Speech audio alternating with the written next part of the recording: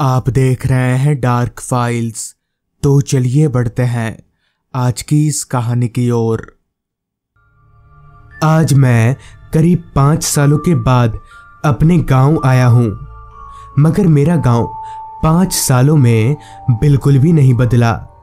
वही चारों तरफ फैली हरियाली, जिसके बीच में से छोटे छोटे मिट्टी के बने घर, बड़े बड़े तालाब और खेतों के बीच से गुजरती छोटी सी नदी।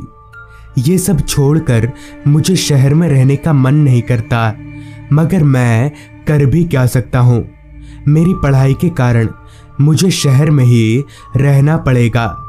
खैर, मैं जब गांव पहुंचा तो वक्त हो रहा था शाम के 5 बजे का। चाय नाश्ता करने के बाद मैं बिस्तर पर थोड़ा लेट गया और इंतजार करने लगा बस रात के 9 बजने का, क्योंकि मैं जब भी गांव आता हूं तो रात का खाना पीना खाने के बाद मनमोहन दादा के पास कहानियां सुनने चले जाता हूं। मैं अकेले ही नहीं बल्कि गांव के सारे बच्चे उनके यहाँ कहानियां सुनने आते हैं। उनका घर हमारे घर से थोड़ी ही दूरी पर है और वो अकेले ही रहते हैं। उनका इस दुनिया में कोई भी नहीं है। खैर, रात का खाना पीना खाने के बाद मैं एक टॉर्च लेकर निकला। शहर में जैसे हर वक्त लोगों के पास मोबाइल फोन होता है, उसी तरह से गांव में रात के वक्त सभी लोगों के हाथ में एक टॉर्च जरूर होता है।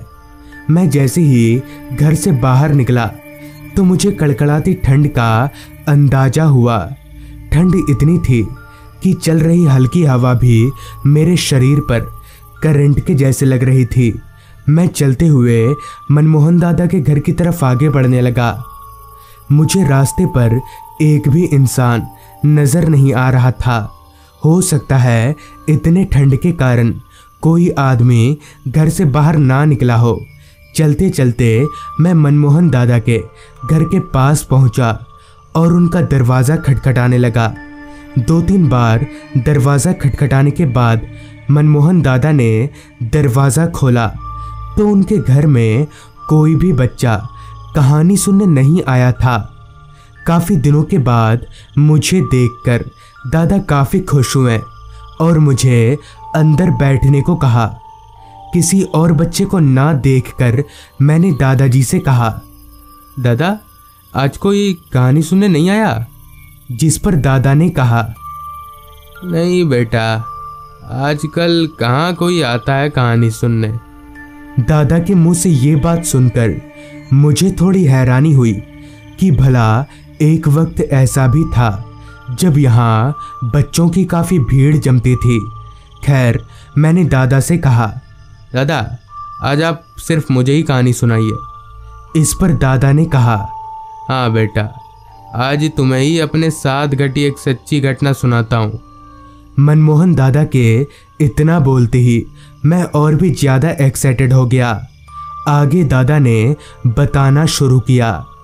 आज से कई साल पहले जब मैं इस गांव में नया नया आया हुआ था तो उस समय गांव में बिजली की कोई सुविधा नहीं हुआ करती थी। लोग अपना जीवन दिन के वक्त सूरज की रोशनी और रात के वक्त लालटेन की रोशनी में ही गुजारा करते थे। उन दिनों गांव के सभी लोगों के साथ मैं भी खेती किया करता था और अपने फसलों को बाजार के गोदाम में बेच आता था। उस दिन भी मैं धान से भरे बोरियों को अपने बैलगाड़ी पर लादकर दोपहर के वक्त उन्हें बेचने बाजार की तरफ चलता बना। उस समय हमारे गांव में बाजार नहीं हुआ करता था, जिस कारण हमें काफ़ी दूर अपनी फसलों को बेचने जाना पड़ता था।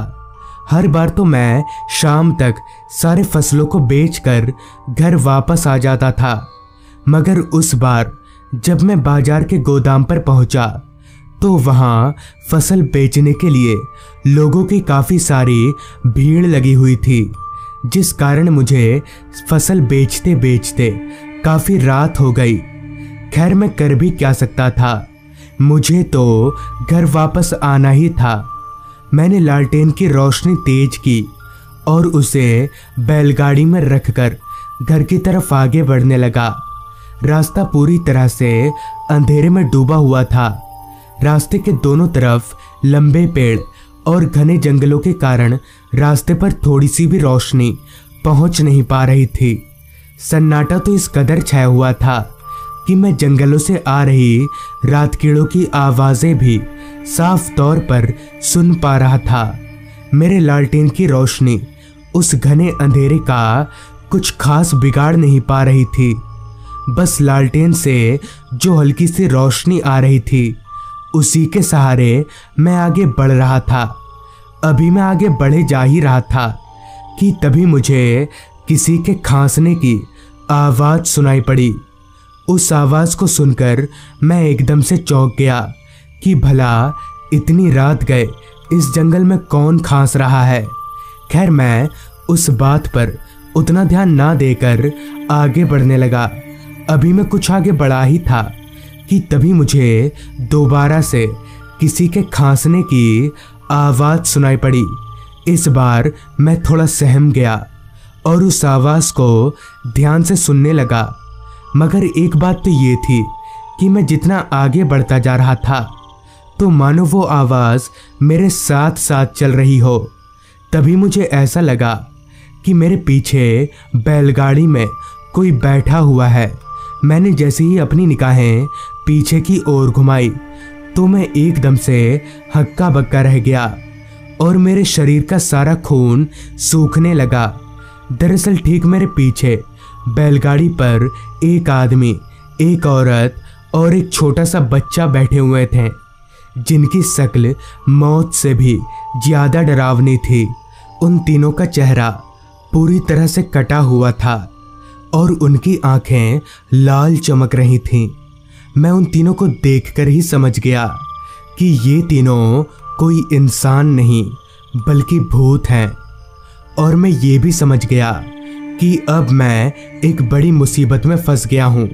मुझे समझ नहीं आ रहा था कि अब मैं करूँ तो करूँ क्या। मैंने किसी तरह से हिम्मत जुटाया और उन तीनों भूतों से कहा, अब कौन है आप और कहाँ जाइएगा? जिस पर उनमें से एक आदमी ने कहा, शमशान जाएंगे और तुम भी अब जिंदा नहीं बचोगे। उस भूत के मुंह से ये सुनकर मैं समझ गया कि मेरा बचना नामुमकिन है और मैंने मन ही मन ये ठान लिया कि अगर मरूंगा तो इनसे मुकाबला करके ही मरूंगा। अभी मैं अपने मौत के पीछे बैठकर आगे बढ़ ही रहा था कि तभी मुझे याद आया, शमशान जाने वाले रास्ते पर एक तांत्रिक बाबा का घर भी पड़ता है।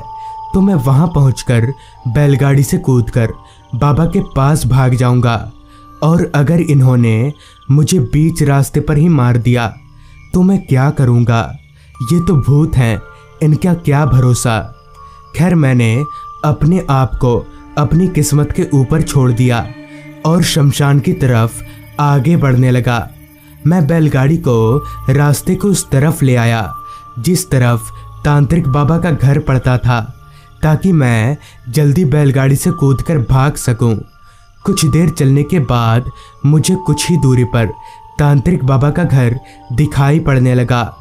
मैं बस इंतज़ार कर रहा था तो उस घर के थोड़ा करीब आने का, और जैसे ही मैं तांत्रिक बाबा के घर के पास पहुंचा तो छलांग मारकर बैलगाड़ी से कूदने ही वाला था कि तभी उस भूत ने अपना लंबा हाथ बढ़ाकर मुझे पीछे से पकड़ लिया।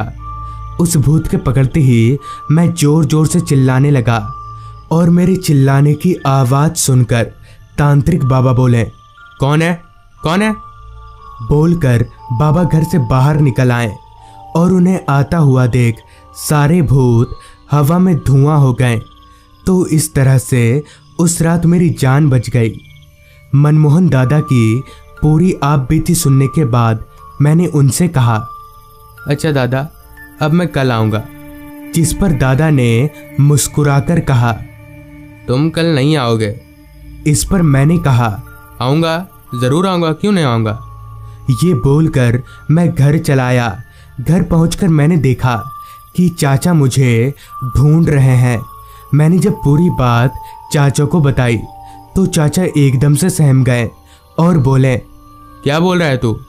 मनमोहन दादा? वो तो 1 महीने ही पहले ही मर चुके हैं हार्ट अटैक से। चाचा से ये सुनकर मैं चौंक गया, मगर मुझे चाचा की बात पर विश्वास नहीं हुआ। जिसके बाद मैंने सुबह जाकर देखा तो सच में वो घर खंडर में बदल गया था और कल रात वो मनमोहन दादा नहीं बल्कि उनकी आत्मा थी। तो दोस्तों, ये थी आज की कहानी। अगर आपके पास भी ऐसी ही कोई कहानियां हैं तो हमारे साथ ज़रूर शेयर करें।